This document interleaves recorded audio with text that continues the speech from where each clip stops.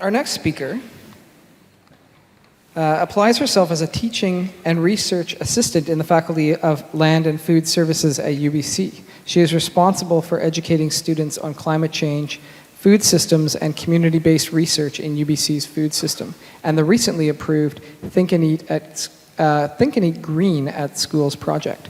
Working with the Green City Action Team this summer, she currently explores food systems with the hope of educating mango lovers and apple eaters alike about how what we eat affects how we grow it. Please welcome Tegan Adams.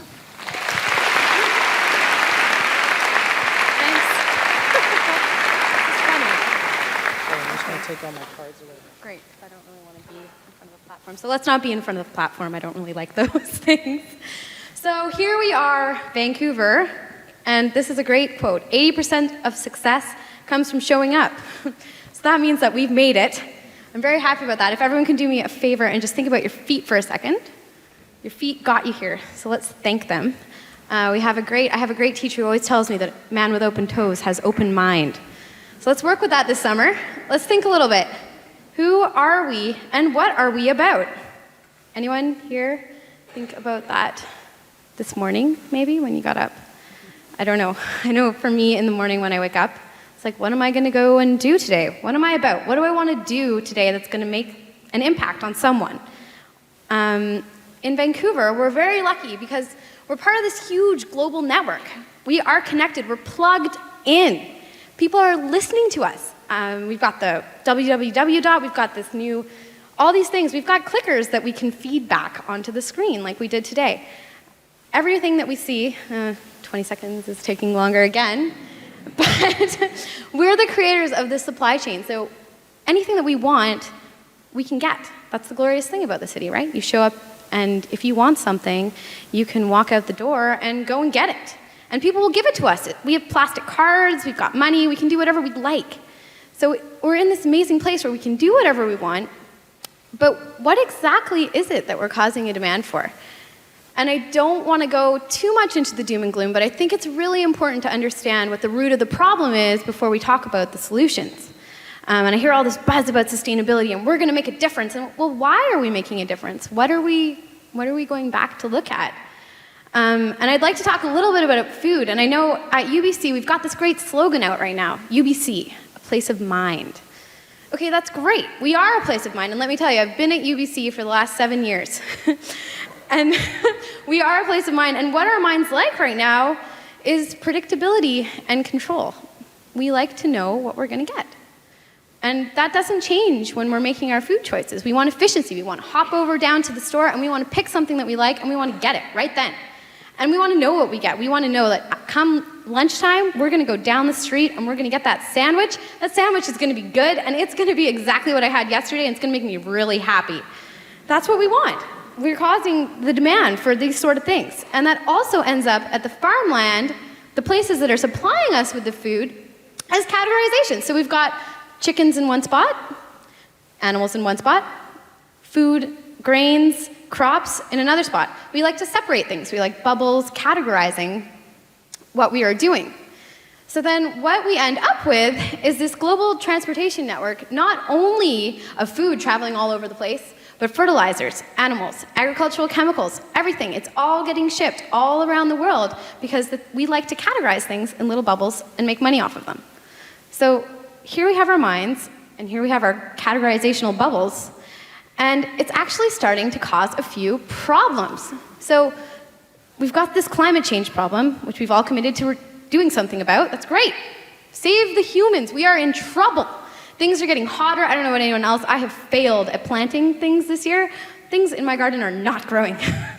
And I'm supposed to be here working on sustainable urban food systems. I can tell you, my sustainable urban food system is not sustainable. And on top of that, in BC, about 50% of the food that we do have available to us is going to waste. And we're missing the bottom line.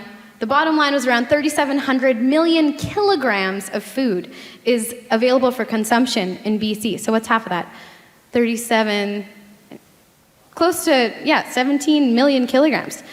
And the other thing that's happening is we're having this big disconnect, not only between us as people, but between us and the land. And as we have this disconnection between us and the land, we end up with a disconnect between us and each other. There's people starving for all the wrong reasons. And then we end up with this trouble that nothing fails like success. So I don't know, who here felt like they might have been rushed today at some point? Anyone? So guess what? If you are what you eat, we are rushed food. We came from across the world in a very quick time at the snap of our demand because we wanted it right away, right?